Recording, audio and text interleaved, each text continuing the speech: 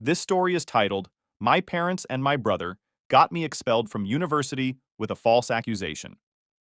But now they want to reconnect because he had passed away. Hey everyone! Before we jump into today's video, I need your help. We've noticed the channel is losing some traction, and subscribing is one of the best ways you can support us. It's quick, free, and it helps us keep bringing you awesome content. Your support means the world. Let's keep this channel growing together. Thanks so much. Now let's start the video. Okay, so this whole mess started about 7 years ago, but I really need to get this off my chest because recent stuff happened that's bringing it all back up. Quick background. I'm 26 male now, was 19 when this went down. There's some seriously messed up family drama here, so buckle up. Growing up, it was always me and my younger brother. Our family looked normal from the outside. Middle class, nice enough house in the suburbs, family dinners, all that stuff. But man, the dynamics were so screwed up. My brother was always, and I mean always, the golden child. Like to a point where it was actually ridiculous. I don't want to sound like I'm bragging, but I was a pretty good student. 4.0 GPA, started this tutoring program for kids at the local community center, was captain of the debate team, did all the right stuff you're supposed to do. Meanwhile, my brother barely kept a 3.4, spent most of his time organizing parties and playing video games. But somehow, in my parents' eyes, he was this misunderstood genius who just learned differently, or whatever BS they'd say. Quick example of how bad it was. When I got straight A's one semester in high school, my mom just nodded and said, "That's expected of you." The same week, my brother got a B- in English, and they took him out to his favorite steakhouse to celebrate his improvement. I wish I was making this up. So anyway, fast forward to college applications. I applied to Stanford. It was my dream school since I was a kid. Had the grades, the extracurriculars, decent SAT scores, 1,540, studied my ass off for months. My brother decided he wanted to go there too, mainly because our dad went there and he had this whole thing about continuing the legacy or whatever. Here's where everything started going to shit. I got my acceptance letter first. I still remember that day. I was in the kitchen eating leftover pizza when the email notification popped up on my phone. I literally started shaking when I read it. Called my best friend right away because I knew my family wouldn't care much. Sure enough, when I told them at dinner, they just went, "Oh, that's nice," and immediately started talking about how they were sure my brother would get in too. Speaking of my brother's application, okay, this still pisses me off. He barely studied for his SATs, got a 1290, and his essay was this BS story about how organizing house parties taught him leadership skills or something. I actually tried to help him study, stayed up late explaining math problems, helped him with practice tests, the whole thing. But he'd always quit after like 20 minutes saying stuff like, "Not everyone needs to be a try-hard nerd like you," and go back to playing Call of Duty. Then came the day his rejection letter arrived. Holy shit, you'd think somebody died. He came home from checking the mail and literally threw himself on the kitchen floor crying. He was 21 B2W, not 12. Mom and dad came running like he was having a heart attack. Meanwhile, my Stanford acceptance letter was still on the fridge, buried under takeout menus and my brother's old soccer team photo. The next few weeks were unbearable. My brother locked himself in his room most of the time, only coming out to make these dramatic sighs and give me dirty looks. My parents started acting weird too, making comments about how some people get all the luck, or how life isn't fair to everyone. Like? I worked my ass off for years while he coasted by on charm and bulls. But somehow I was the lucky one? The real kicker? My brother had been telling everyone, like extended family, his friends, random people at the grocery store, that Stanford was his destiny because of our dad.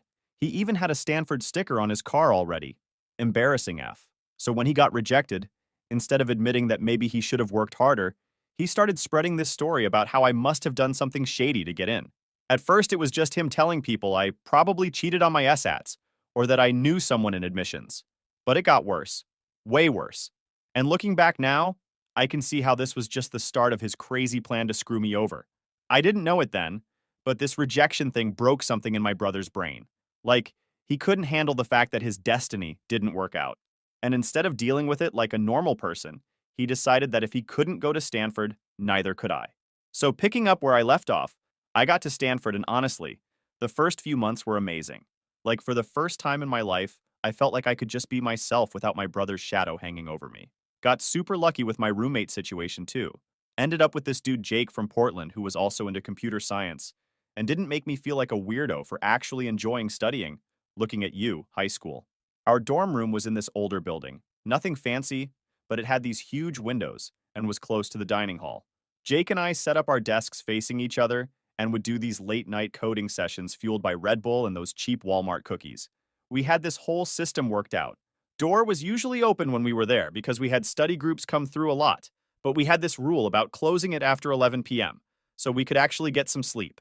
Life was actually going pretty great. I was maintaining a 3.9 GPA, fucking linear algebra messed up my 4.0 but whatever. Had joined the robotics club, and was working on this cool AI project that was catching some attention. There was this Google recruiter who'd been sniffing around our department, and my professor hinted that I might be in the running for a summer internship. For once, everything was falling into place. Then, the weird stuff started happening. It was little things at first, like I'd be in the dining hall and notice people looking at me and whispering, or someone would move to a different table when I sat down. I figured maybe I had bad BO or something LOL. But then this guy from my calculus class, never even talked to him before, comes up to me after class asking if I could hook him up. I was like, hook you up with what? The homework answers? He just gave me this weird look and walked away. About a week later, my RA Sarah pulled me aside after hall meeting. She was trying to be all casual about it, but said there were some concerns about my activities. I had no clue what she was talking about until she straight up asked me if I was selling Adderall to other students. I literally laughed because I thought she was joking. I don't even take Tylenol for headaches, let alone deal drugs. That's when she showed me the screenshots. Someone had been DMing random Stanford students on Instagram, pretending to be me, offering to sell them study drugs. The messages were written in this weird way that kind of sounded like me, used some specific phrases I use, but definitely weren't from me. There were even fake conversations where I supposedly confessed to stealing my brother's research project to get accepted. I knew immediately it was my brother.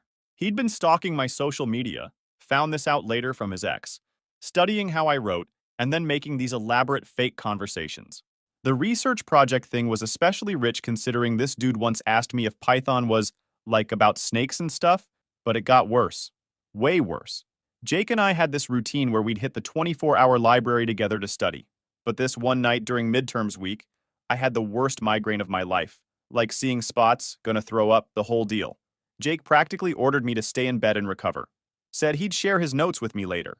Next morning, I dragged myself to my 8 a.m. class, because I'm an idiot who scheduled an 8 a.m. class, and there are campus police officers waiting at my door. Turns out someone had anonymously reported that I was dealing drugs out of my dorm room. They searched the place and found a shoebox full of weed and unlabeled pills under my bed, right where I kept my spare textbooks. Here's the thing. Only 3 people knew about that spot. Me, Jake, and my brother. He'd helped me move in, complaining the whole time about how my dorm was nicer than his room at the community college he ended up at. And I remember specifically showing him where I was storing my extra books because he made some joke about hiding snacks from our mom there when she visited. I was freaking out, trying to explain that the drugs weren't mine. But then 3 students came forward saying they'd bought Adderall from me. Found out later my brother had paid them with his entire savings from his Subway job. Like, imagine being so petty you spend your whole summer's worth of sandwich-making money just to screw over your brother. The really fucked up part? The day the police came, my parents were already planning to drive up to campus. They showed up right as I was trying to explain everything to the officers. Instead of defending me or asking questions or anything a normal parent would do, my dad just stood there texting someone with this weird little smile on his face. Later saw on our phone bill that he'd been texting my brother that whole time. Looking back, I can see how perfectly orchestrated it all was. My brother knew exactly when I'd be vulnerable during midterms, knew about the spot in my room, and had spent months building up this fake drug dealer narrative. He even timed it so our parents would be there to witness my humiliation. The next few weeks were a blur of meetings with the dean, the disciplinary board, and campus police. Jake tried to defend me, told them how I was literally the most straight-edge person he knew, wouldn't even drink coffee because I was weird about putting substances in my body. My professors wrote letters about my character. Didn't matter. They had evidence and witnesses, and that was that. Okay, so this is where everything really went to complete shit. Fair warning, this part still makes my blood boil when I think about it, even 7 years later. The university investigation was a total joke. They found the drugs in my room, which I'm still 100% sure my brother planted, had these 3 random students claiming I sold them Adderall, found out way later my brother paid them $500 each from his Subway savings, and then there were all these screenshots of me messaging people about drugs on Instagram. I tried everything to prove my innocence. Like, I literally offered to take a drug test on the spot, showed them my bank accounts to prove I hadn't been getting any mysterious payments. Hell, I even had my high school teachers write letters about how I was this straight-edge kid who reported someone for having cigarettes once. Not my proudest moment, but you get the point. The disciplinary hearing was on a Tuesday morning. I remember because I was supposed to present my AI project to this Google recruiter on Wednesday. Had been working on it for months. The hearing was in this stuffy room in the admin building. Felt like I was on trial for murder or something. The board was 6 people sitting at this long table looking at me like I was El Chapo Jr. My parents were there, which somehow made it worse. Mom kept doing this fake crying thing. No actual tears, just weird sniffling noises. And Dad spent the whole time texting. Later found out from my phone bill that he was giving my brother live updates. Like, who does that to their own kid? The worst part was when they brought in the witnesses. These 3 guys I barely knew from my dorm building claimed I'd been selling them Adderall since the first week of school. They had this whole story about how I'd meet them behind the library at specific times, had special prices for bulk orders. All this detailed BS that made me sound like some kind of professional drug dealer. Meanwhile, I'm sitting there thinking about how I literally had to Google what Adderall was when my RA first accused me. Jake tried to defend me. He got up there and told them how I was probably the most boring roommate ever. Wouldn't even drink energy drinks during all-nighters because I was paranoid about artificial sweeteners. Told them about our open door policy and how anyone could have accessed our room. Even mentioned how my grades were perfect and I was in line for that Google internship, so why would I risk everything to sell drugs?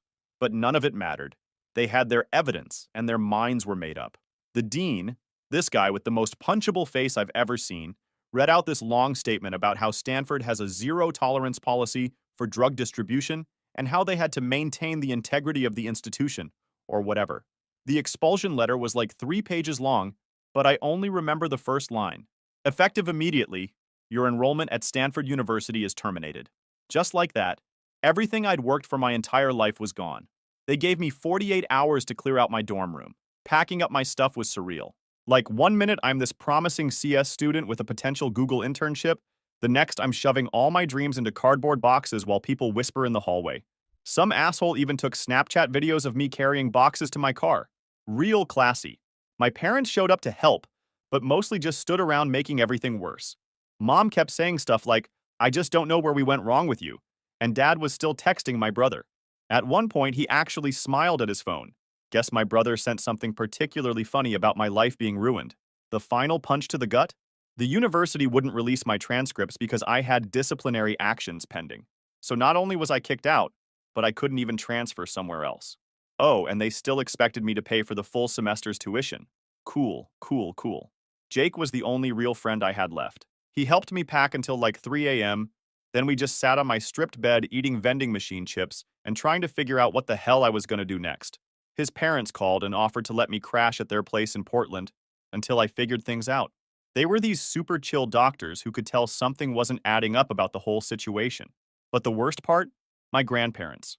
They'd co-signed my student loans, and my parents immediately called them about the expulsion. Instead of hearing my side, they just assumed I'd turned into some kind of drug kingpin. My grandmother actually said, I always worried all that computer stuff would lead you down a dark path. Like, what does coding have to do with drugs? By Thursday night, I was completely out of Stanford. 7 years of dreaming, studying my ass off, doing everything right, all gone because my brother couldn't handle being rejected. The funny thing is, and by funny I mean absolutely infuriating, he was doing fine at community college. He could have just accepted that's where he belonged and moved on. But nope, had to make sure I lost my shot too. This part's pretty rough to write about, Nungle. After getting kicked out of Stanford, I basically had nothing. No college, no money, no place to live, and a family that thought I was Walter White Jr. or something. Thank God for Jake and his parents. They let me crash in their basement in Portland while I tried to figure my life out. Their basement wasn't anything fancy, just this semi-finished space with those weird small windows near the ceiling, and a futon that definitely came from someone's dorm room. But honestly, after everything that happened, it felt like a 5-star hotel. Jake's mom would leave breakfast outside my door every morning, usually just cereal and coffee, but still it meant a lot. And his dad helped me look for jobs online. Finding work was a nightmare, though. Try explaining to employers why you got kicked out of Stanford without sounding like a complete degenerate. I finally landed a job at Walmart, working 6 a.m. to 2 p.m. shifts stocking shelves. $11.50 an hour, which was barely enough to buy gas for my car. This beat-up 2008 Civic I bought off Craigslist for $2,000. All the money I had left from my summer job. But one job wasn't going to cut it. I picked up afternoon shifts doing DoorDash deliveries, and then 8 p.m. to 2 a.m. at this sketchy sports bar called the Penalty Box. The owner paid in cash and didn't ask questions about my background, which was nice, but the place was definitely a front for something illegal. Like, why does a sports bar need 3 safes in the back office? My apartment was actually just a converted pantry in this rundown house I shared with 4 other guys. And when I say pantry, I mean it literally used to store canned goods. It was so small I had to choose between having a twin mattress or a desk. Couldn't fit both. Went with the mattress and used my laptop sitting on my bed. One of my roommates, Miguel, was definitely a real drug dealer. Ironic, right? But he was actually one of the nicest guys there. Would sometimes share his mom's homemade tamales with me when I was too broke for groceries. The worst part wasn't even the crappy jobs or the tiny room. It was feeling like my whole future was just gone. I'd scroll through LinkedIn and see my old Stanford classmates posting about their internships at Google and Facebook, while I was trying to figure out if I could afford both ramen and toilet paper that week. Jake would call to check on me, but eventually I started dodging his calls because it hurt too much to hear about how great everything was going at school. My parents tried calling a few times too, but only to tell me what a disappointment I was and how my brother was thriving at community college. Like, wow, good for him for managing to pass basic English while I'm living in a literal closet because of his lies. They even had the nerve to ask if I was clean yet. I blocked their numbers after that. The only thing that kept me sane was coding. Between shifts, I'd go to this 24-hour diner called Dots that had free Wi-Fi. Would buy their cheapest coffee $1.50 and just sit there for hours working on random programming projects. The overnight waitress, Linda, was this older lady who'd sometimes accidentally bring me extra fries or a slice of pie that was going to be thrown out anyway. She never said anything, but I think she could tell how broke I was. Dots became like my second home. It was quiet at night, nobody bothered me, and I could pretend I was still a real CS student instead of a college dropout working 3 dead-end jobs. I built this inventory management system for fun, just to keep my skills sharp. Looking back, that project actually ended up changing my life, but I'll get to that in the next part. Some nights were really dark though, like sitting in your car crying after a 12-hour shift dark. I remember this one time I was doing DoorDash and delivered to this house that looked exactly like my parents' place. The dad who answered the door even looked kind of like my dad. I had a full breakdown in their driveway and probably scared the shit out of them. Rock bottom was probably around month 4 of this lifestyle. I got sick, like really sick with some kind of flu, but couldn't afford to miss work. Ended up passing out during my Walmart shift. The manager actually drove me to urgent care himself. Shout out to Dave, you were a real one. Doctor said I had a 103-degree fever and was severely dehydrated. I still went to my bar shift that night because I needed the money for rent. The crazy thing is, my brother was living his best life during all this. Found out through mutual friends that he'd tell people I was away at rehab or working through some issues. He even took over my old room at our parents' house and sold most of my stuff that I'd left behind. Used the money to buy a PlayStation 5, apparently. Alright, so remember that inventory management system I was building at Dot's Diner just to keep myself from going crazy? That actually turned out to be my ticket out of rock bottom. But let me back up a bit. So I'm sitting at my usual booth at like 1 a.m., running on my 3rd cup of $1.50 coffee, when this guy in a suit walks in. Kind of weird for Dots at that hour. Place was usually just truckers and other insomniacs like me. He sits at the counter and starts chatting with Linda, the awesome waitress who kept accidentally giving me free food. I'm half listening while coding, and I hear him complaining about how his real estate office's software is complete garbage. They were losing listings, double booking viewings, all kinds of chaos. Linda, who'd seen me coding there for months, actually speaks up and goes, "You should talk to my friend over there. He's some kind of computer genius." I was not a computer genius LOL, just a Stanford dropout with insomnia and free Wi-Fi. But this guy, Mark, comes over and asks what I'm working on. I show him the inventory system I built for fun, honestly just to keep track of what food Dots was throwing out. I was trying to help Linda reduce waste. He gets all excited and asks if I could build something similar for real estate. Next thing I know, I'm picking up some freelance work from his company, maintaining their systems. It was only like $20 an hour at first, but that was nearly double what Walmart paid. Plus, I could do it between my other jobs. Mark kept finding more stuff for me to do, fixing their website, building a better tracking system for property listings, that kind of thing. About 6 months in, I'd automated like half their office processes. They were saving so much time and money that Mark offered me a full-time position as their IT guy. The salary was an amazing $45,000, but it came with health insurance and an actual desk in an actual office. No more pantry bedroom. Here's where it gets interesting. Being around real estate all day, I started picking up on how everything worked. I'd overhear the agents talking about deals, see how they handled clients, all that stuff. One day, an agent called in sick when she was supposed to show a house. Mark was freaking out because it was some big shot client. I offered to do it since I knew the property's details from the system I'd built. Total fake it till you make it moment. Watched like 5 YouTube videos about showing houses on my way there. But somehow, it worked. The clients actually liked that I could tell them about the house's electrical system and point out potential IT upgrade opportunities. They ended up buying the place. Mark called me into his office the next day, and I thought I was going to get fired for overstepping. Instead, he offered to sponsor me to get my real estate license. Said my tech background gave me a unique angle. I could talk to all these Silicon Valley types moving to Portland in their language. Studying for the license was rough. Was still working full-time, plus taking classes at night. But compared to living in a pantry and working 3 jobs, piece of cake. Got my license in 4 months. Started as a junior agent. Made exactly 2 sales my first month and thought I was hot shit LOL. But then something clicked. I realized I could combine my tech knowledge with real estate in a way nobody else was doing. Built a website that tracked market trends and could predict which neighborhoods were about to boom based on things like new tech company offices and coffee shop openings. Started focusing on helping tech workers relocate to Portland. My first year as a full agent, I made $82,000. Not bad, but nothing crazy. Year 2, $145,000. Year 3, $285,000. Turns out all those hours crying in my car while doing DoorDash actually taught me something about hustling. The real breakthrough came when I landed this huge account helping a tech company relocate their entire engineering department from San Francisco to Portland. We're talking 50-plus houses, all high-end purchases. Commission on that deal alone was more than 4 years of my old salary combined. Now I'm the youngest senior manager in the company's history. Did $1.8 million in sales last quarter alone. Bought my own house in this nice neighborhood where my neighbors are all doctors and lawyers. Even got a German shepherd named Pseudo. Yes, I'm still a massive nerd. You should hear him bark when I say pseudo speak. The crazy part? I actually make more money now than I probably would have with a Stanford CS degree. Sometimes I check LinkedIn and see my old classmates stuck in coding jobs they hate, while I'm over here working 30-hour weeks and making bank. Oh, and remember Linda from Dots?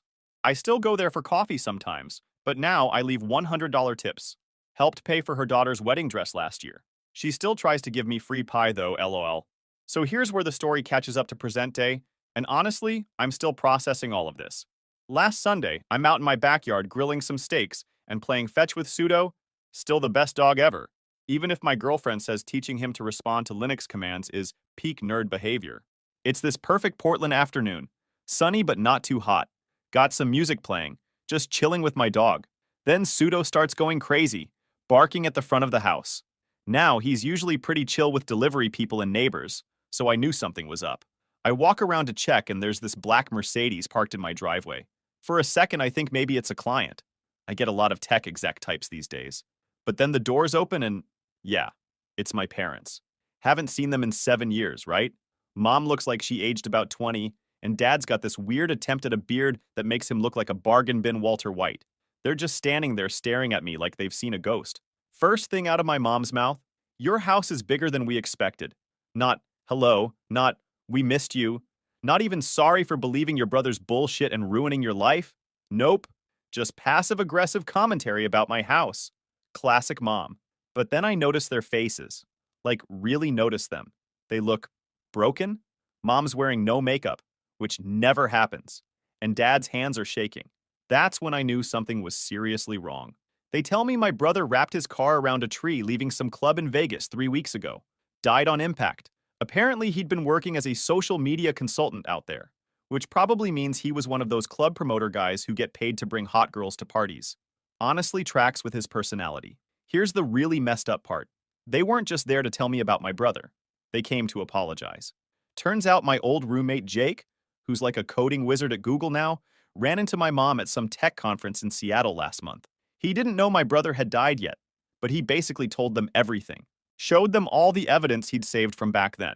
Screenshots of my brother's fake Instagram accounts, records of the money he paid those students to lie, even security camera footage from our dorm showing some guy who looked suspiciously like my brother going into our room the day before the drugs were found. Jake had been collecting this stuff for years, hoping someday it would help clear my name. According to my parents, and honestly, I'm still not sure I believe this, my brother had convinced them I was this evil genius who'd stolen his research project to get into Stanford. Remember how he barely passed high school science? Yeah. Apparently, he told them he'd been working on some revolutionary AI project in secret, and I'd somehow hacked his computer and stolen it. They claim they had no idea about the drug setup. Said they really thought I was dealing because my brother showed them evidence, probably those same fake screenshots he was sending around campus. Mom started crying, saying they'd spent years thinking they'd failed as parents because their son was a drug dealer, only to find out their other son was actually the monster. The whole time they're telling me this, Pseudo is just sitting there, giving them the most judgmental dog look ever. Like he knew these were the people who screwed me over. Good boy. I didn't know what to feel. Part of me wanted to scream at them about how they should have known better. Like they raised me for 18 years. Did they really think their straight A, never even drank Red Bull son suddenly turned into Pablo Escobar? But another part of me just felt empty. They kept talking about how proud they were of what I'd accomplished, despite everything. Dad actually tried to take credit, saying the adversity they put me through made me stronger. I literally laughed in his face. Told him that's like pushing someone off a cliff, and then congratulating them for learning to fly on the way down. Then they started in with this whole thing about how they've lost one son and don't want to lose another. How they want to be part of my life again, meet my girlfriend, maybe even be grandparents someday. Mom noticed a photo of me and my girlfriend on the wall and started crying about how she looks like such a nice girl. She's a pediatric surgeon BTW, way out of my league. I just couldn't. Told them they need to leave. They tried to argue, but Pseudo started growling. Seriously, best dog ever. And they finally got the hint. As they were leaving, Mom turned back and said, "We really didn't know about the drugs. We just believed him because he was our son too." And that's what's really messing with my head now. Like, maybe they really were just victims of my brother's manipulation too? But then I remember how they treated me my whole life, way before the Stanford thing. How nothing I did was ever good enough. How they always took his side. Found out later they got my address from Jake. He ran into them at that conference. And they seemed so devastated about my brother that he felt bad for them. Can't really blame him. Jake's got good parents. Probably couldn't imagine parents actually trying to ruin their kid's life. So Reddit, should I forgive them? Update. It's been about 2 weeks since my parents showed up at my door with the news about my brother. And honestly, everything's gotten even more complicated. They came back yesterday. Just showed up again, unannounced, while I was on a work call. Thank God for Ring cameras. This time they brought a whole box of evidence. Old photos, my brother's journal entries, stuff they thought would somehow make everything better. Like showing me pictures of family vacations from 15 years ago would erase the fact that they helped destroy my life. I didn't even go downstairs to let them in. Just watched them on the Ring camera while Pseudo barked his head off. Finally called the cops when they wouldn't leave. Watching my dad try to explain to 2 police officers why they were just trying to reconnect with their son was both sad and hilarious. One of the cops actually asked if I wanted to press harassment charges, but I just wanted them gone. Here's the thing that's really been messing with my head. After they left, I called Jake to basically yell at him for giving them my address, but he told me something that made me stop mid-rant. When he first ran into my parents at that tech conference, they genuinely didn't know I wasn't a drug dealer. Like they were still telling people their son was lost to addiction or whatever. Jake said when he showed them all the evidence he'd saved about my brother's setup, they looked destroyed. Like their whole world was falling apart. Apparently, my mom threw up in a conference center bathroom after seeing proof that my brother had paid those students to lie about buying drugs from me. But here's my problem. Even if they really didn't know about the drug setup, which I'm still not 100% sure about, they still, 1. Never believed in me my whole life, 2. Always took my brother's side no matter what, 3. Didn't try to contact me for 7 years, 4. Only care now because their favorite child is dead. My therapist, yeah, I got one. Turns out getting betrayed by your whole family leaves some issues. Says I need to separate 2 things. Forgiving them for believing the drug allegations and forgiving them for being shitty parents in general. She might have a point. I've been thinking about all the times they chose my brother over me, way before Stanford. When he broke my science fair project in 6th grade and they said I Shouldn't have made him jealous. When they spent my college fund on his third attempt at starting a business, it was a dropshipping scam.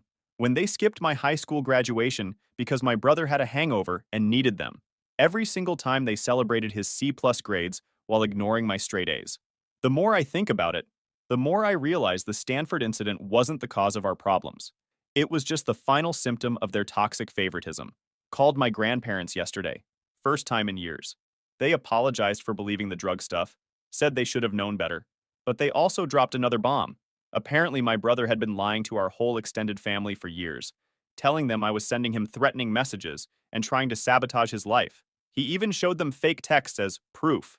Guy was playing the long game with his manipulation. My girlfriend thinks I should at least hear my parents out, says everyone deserves a second chance. Easy for her to say, though. Her parents paid for med school and actually love her. Jake agrees with her, but Jake also believes in humanity and shit because his parents aren't psychos. But you know what really sealed the deal for me? Found out they only started looking for me after they found my brother's journal. He wrote this whole confession about everything he did to me, probably when he was drunk or feeling guilty or whatever. They didn't try to find me because they missed me, or because they figured out the truth on their own. They only came looking because their dead golden child told them to.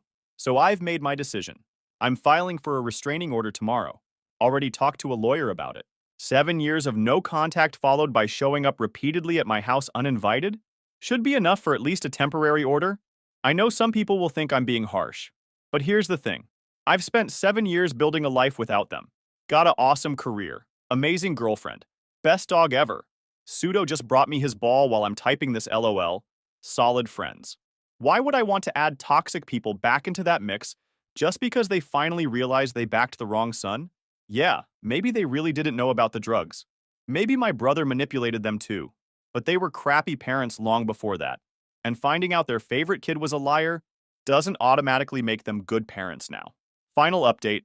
Well, this seems like a good place to end this saga. Thanks for all the support, Reddit. Writing this all out actually helped me process a lot of stuff. Special shout out to Linda at Dot's Diner for all those expired pies, Miguel and his amazing food truck, still the best tacos in Portland, Jake for being the best friend anyone could ask for, my girlfriend for dealing with my trauma and my Linux command-trained dog, my therapist who's gonna earn her whole year's salary just from tomorrow's session, and Pseudo, the goodest boy who knows bad parents when he smells them. Edit. Holy shit, this really blew up. RIP my inbox. For those asking, yes, I'm actually doing great now. Making more money than I ever would have with that Stanford degree, living my best life, and finally free from family drama. Edit 2. Stop messaging me asking for real estate advice, lol. But if you're a tech worker moving to Portland, my DMs are open. Edit 3. And yes, Pseudo's commands actually work. Current list includes sudo sit, sudo stay, sudo kill, growl, sudo fetch, and sudo update. Rolls over. I regret nothing.